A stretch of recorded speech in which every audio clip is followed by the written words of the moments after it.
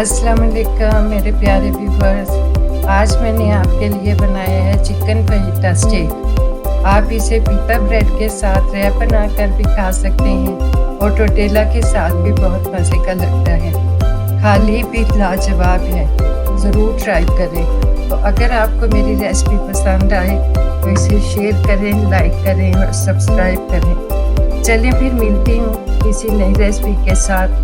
दुआओं में याद रखें और बहुत सारी दुआओं के साथ अल्लाह ताला आपको खुश रखे, आबाद रखे और आपके दस्तरखान हरे भरे और आबाद रहें। अल्लाह हाफिज़। Love you viewers.